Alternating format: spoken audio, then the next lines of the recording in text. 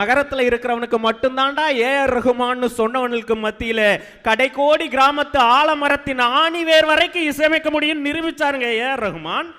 தாயி விருமாயி மனசு மருதம்மா, உழுத பொழுது எல்லாம் மோகமே தெரியுதம்மா, தங்கம் போல் நான் வளர்த்த